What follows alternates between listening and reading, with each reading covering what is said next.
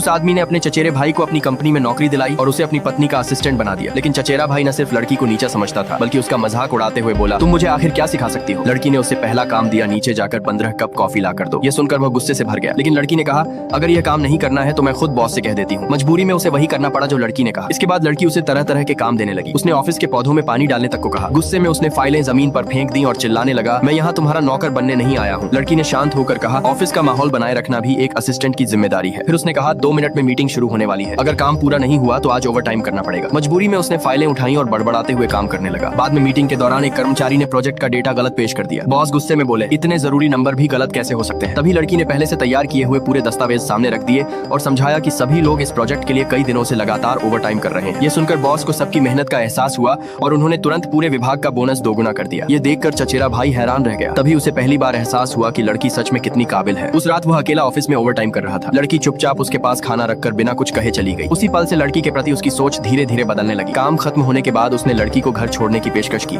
लेकिन उसने मना कर दिया और जल्दी से ऑफिस से निकल गई। असल में लड़की चुपचाप अपने पति की कार में जाकर बैठ गई। पति ने पूछा, तुम अभी भी हमारे रिश्ते को सबके सामने क्यों नहीं बताना चाहती। लड़की मुस्कुराकर बोली, प्रोजेक्ट पूरा होने के बाद हम सबको बता देंगे। उसी समय चचेरे भाई ने भी लड़की को किसी दूसरे आदमी की कार में बैठते हुए देख लिया। अगले दिन पति ने लड़की से पूछा, क्या मेरा चचेरा भाई तुम्हारी बात नहीं मान रहा है, चाहो तो मैं उसे अभी नौकरी से निकाल दूं। लड़की बोली, आपके चचेरे भाई को अनुशासन सिखाना भी तो मेरा ही काम है। पति ने चिंता जताते हुए कहा, मैं नहीं चाहता कि तुम इतना काम करो। लड़की मुस्कुराकर बोली, भले ही मैं अब आपकी सेक्रेटरी नहीं हूँ, लेकिन आपकी पत्नी होने के नाते आपकी जिम्मेदारियां बांटना मेरा फर्ज है। यह सुनकर पति को लगा कि उससे शादी करना उसकी जिंदगी का सबसे बड़ा सौभाग्य था। तभी असिस्टेंट दौड़ता हुआ आया और बोला, सर एक बड़ी मुसीबत हो गई है। पता चला कि चचेरे भाई ने पिछली रात की उनकी फोटो सोशल मीडिया पर पोस्ट कर दी थी, जिसमें सिर्फ लड़की का चेहरा साफ दिखाई दे रहा था। आदमी ने तुरंत आदेश दिया, पता लगाओ ये फोटो किसने पोस्ट की है। असिस्टेंट ने जवाब दिया, सर पुष्टि हो चुकी है, यह फोटो आपके चचेरे भाई ने ही पोस्ट की है। कुछ देर बाद चचेरे भाई ने लड़की को चुपके से गलियारे में रोक लिया और ताना मारते हुए बोला, क्या आप सबके सामने आने में शर्म आती है। उसे जरा भी अंदाजा नहीं था कि कार में बैठा आदमी उसका अपना चचेरा भाई ही था। उसे लगा कि लड़की किसी दूसरे आदमी को फंसाने की कोशिश कर रही है। आखिर में उसने लड़की को धमकाते हुए कहा कि उसे उसकी गर्लफ्रेंड बनना होगा। वह घमंड से बोला, वैसे भी मेरा चचेरा भाई तो पहले से शादीशुदा है। लड़की बस हल्का सा मुस्कुराई और बोली, तुम जैसे इंसान में मुझे कभी कोई दिलचस्पी नहीं हो सकती। महिला को पहले से पता था कि उसकी सबसे अच्छी दोस्त ने कार के साथ छेड़छाड़ की है, लेकिन फिर भी उसने जानबूझकर अपने पति को वही कार लेकर जाने दिया। पति को कुछ भी पता नहीं था। उसे लगा कि उसकी पत्नी उसकी चिंता कर रही है। वह खुशी खुशी कार की चाबी उठाकर घर से निकल गया। पति के जाते ही उसकी सबसे अच्छी दोस्त विला में आ गई। उसे लगा कि अब सब कुछ उसकी योजना के मुताबिक हो जाएगा, लेकिन तभी महिला अचानक बेडरूम से बाहर निकल आई। दरअसल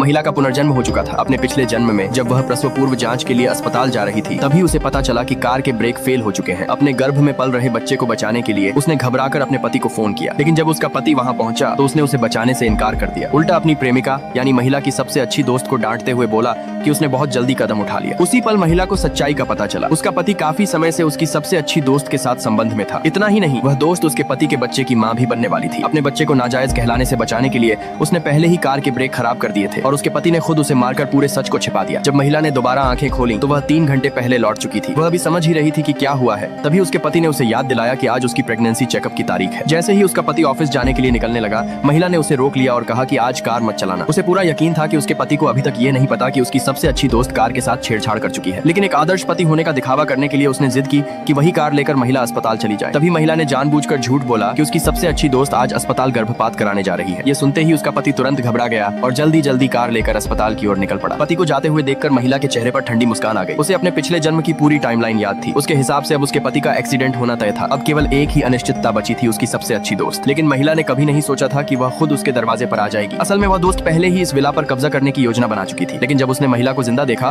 तो उसके होश उड़ गए। जब उसे पता चला कि वही कार उसका पति लेकर चला गया है तो वह तुरंत उसे खबर देना चाहती थी, लेकिन महिला ने जानबूझकर उसे रोक लिया। उसने पुराने दिनों की बातें करने का बहाना बनाया और उसे दोपहर का खाना साथ खाने के लिए कहा, लेकिन उसकी दोस्त बार बार वहाँ से निकलने की जिद करती रही। तब महिला ने जानबूझकर उसके कपड़ों पर पानी गिरा दिया। ये देखकर सास तुरंत बोली कि वह ऊपर जाकर कपड़े बदल ले। आखिर उसके पेट में उनका होने वाला पोता पल रहा था। डर था कि कहीं महिला को कोई शक न हो जाए, इसलिए उसकी सबसे अच्छी दोस्त मजबूरी में ऊपर चली गई। वह मौका मिलते ही अपने प्रेमी यानी महिला के पति को फोन करने लगी, लेकिन जैसे ही कॉल कनेक्ट हुई, महिला अचानक कमरे में आ गई। महिला के सवालों का सामना करते हुए उसने झूठ बोल दिया कि वह अपनी एक दोस्त से बात कर रही है। ये सुनते ही महिला ने उसके हाथ से फोन छीन लिया और बोली, मैं तुम्हारी सबसे करीबी दोस्त हूँ। आज मैं किसी को भी हमारे साथ बिताए इस समय में खलल नहीं डालने दूंगी। उसी समय सास ने दोपहर का खाना तैयार कर लिया था। महिला ने मुस्कुराते हुए अपनी सबसे अच्छी दोस्त को साथ बैठकर खाना खाने के लिए कहा। धीरे धीरे समय बीतता गया। आखिरकार उसकी सबसे अच्छी दोस्त का सब्र टूट गया। जैसे ही महिला का ध्यान दूसरी तरफ गया, उसने तुरंत फोन झपट लिया। महिला ऑफिस के लिए देर से निकल रही थी। घबराहट में उसने सीईओ के लिए रिजर्व लिफ्ट में चुपके से चढ़ने का फैसला किया, लेकिन जैसे ही लिफ्ट का दरवाजा खुला, अंदर कंपनी के नए नियुक्त सीईओ खड़े थे। महिला वहीं ठिठक गई। उसने कभी सोचा भी नहीं था कि नया सीईओ उसका गुप्त रूप से शादी किया हुआ पति होगा। घबराते हुए वह लिफ्ट में चढ़ गई। सहकर्मियों को उनके रिश्ते का पता न चल चल जाए, इसलिए उसने ऐसा दिखाया जैसे वह उन्हें जानती ही नहीं। मैनेजर ने डरते हुए सीईओ से कहा कि यह नई कर्मचारी है